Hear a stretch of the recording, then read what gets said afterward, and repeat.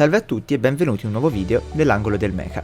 L'altra volta abbiamo finito di parlare dei mobile suit schierati dai Titans nel conflitto di Grips. Oggi parleremo delle loro astronavi. Questo video quindi sarà l'ultimo riferito alla serie Z Gundam.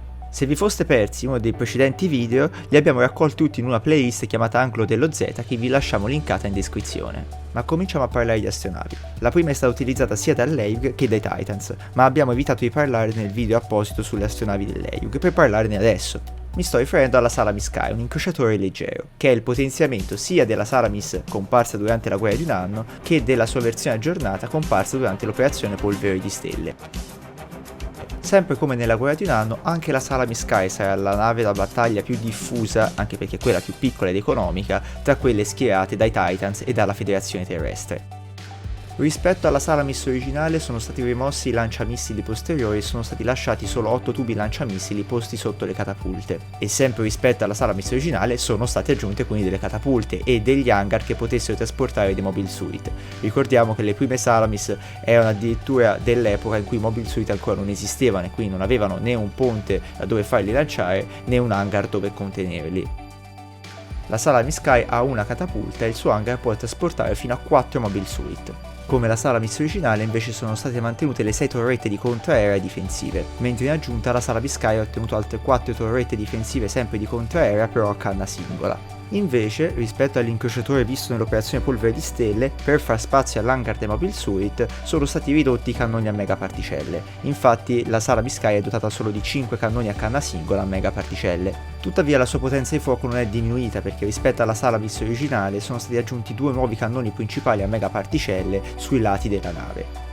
Alla fine la Salamis è la vera nave immortale, nonostante non sia performante, è comunque economica e adatta alla distribuzione in serie. Questo farà sì che la Salamis sopravviverà alle guerre e continuerà a essere prodotta addirittura nell'anno spaziale 150. Ma veniamo alla nave più rappresentativa dei Titans. Questa infatti nasce insieme a loro, viene varata la prima nave di questa classe proprio quando viene tenuto il discorso di fondazione dei Titans alla fine dell'operazione Polvere di Stelle. Ci stiamo riferendo alla corazzata di classe Alexandria. Il design di questa nave è una sorta di somma tra la Musai del Principato di Zion e la classe Pegasus resa celebre dalla base bianca. Essa infatti contiene vari spazi abitativi a differenza di altre navi prettamente militari ed è pensata, come la White Base, come una nave da trasporto mobile suit. Infatti, con le sue 4 catapulte che garantivano un rapido dispiegamento e il suo ampio hangar che conteneva fino a 8 mobile suit, la Alexandria è sicuramente una nave temibile. Dal punto di vista contrario avvicinato, l'Alexandria è leggermente inferiore rispetto alla Salamis Sky, infatti ha solo 4 torrette difensive a canna singola e 4 torrette mini mitragliatrici difensive a canna doppia. La vediamo anche sparare dei missili, ma non siamo certi di quanti tubi lanciamissili abbia in dotazione questa corazzata. Ma la vera forza dell'Alexandria sono sicuramente i suoi cannoni a megaparticelle. Parliamo infatti di 2 cannoni a megaparticelle a canna singola e ben 4 cannoni a megaparticelle a canna doppia. Questo sostanzialmente nel complesso rendeva l'Alexandria forte più o meno in equivalenza a circa 4 navi di classe Salamis Sky. Durante la guerra di Grips sicuramente almeno 3 navi di classe Alessandria furono adoperate, anche se si pensa che potesse essercene una quarta che è quella vista salpare al termine del discorso post-operazione Polvere di Stelle. In seguito alla guerra però l'Alexandria non avrà molta fortuna, non perché fosse una cattiva nave o dalle pessime prestazioni, ma perché la sua fama è associata ai Titans che sostanzialmente l'avevano schierata e chiaramente quando la Federazione Terrestre comincia a svincolarsi un po' da loro anche l'Alexandria viene un po' tenuta nascosta e quindi passa in seconda fila, diventando sostanzialmente una nave da riserva. Prima di concludere con la più maestosa e potente nave schierata dai Titans, vi invitiamo a lasciarci un like e iscrivervi al canale se il contenuto che portiamo è di vostro gradimento.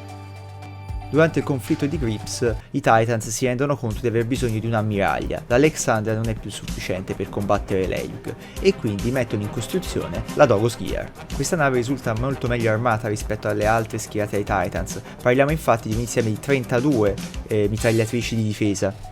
Inoltre questa è equipaggiata, in termini di cannoni a megaparticelle, con 4 cannoni a megaparticelle secondarie a canna singola, 2 cannoni a megaparticelle a canna doppia e infine potentissimi 3 cannoni a lungo raggio a megaparticelle. Questi erano particolarmente efficaci perché proprio permettevano alla Dogos Gear di sganciare mobile suit e bombardare il resto delle navi nemiche stando comunque al sicuro nelle retrovie.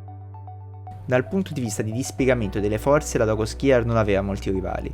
Le sue 12 catapulte permettevano di schierare molto rapidamente gli almeno 20 mobile suit trasportabili nel suo hangar. È solo il fatto che la guerra volge a loro sfavore che i Titans non riescono a costruire più di una Dragoskier, che quindi rimarrà l'unica ammiraglia che verrà utilizzata fino alla fine della guerra. Il modello di nave apparirà però così potente che la Federazione Terrestre deciderà di non metterla in secondo piano come fa invece con l'Alessandria, ma la rimodellerà e la rivedremo nell'anno 96 dell'era spaziale al centro dell'operazione di riorganizzazione della flotta terrestre. Con questo la carrellata di modelli, che siano navi spaziali, mobile suit o unità di supporto della serie Z Gundam, è ufficialmente conclusa. Noi ci salutiamo adesso e ci rivedremo al prossimo video con nuovi contenuti. Un saluto e alla prossima!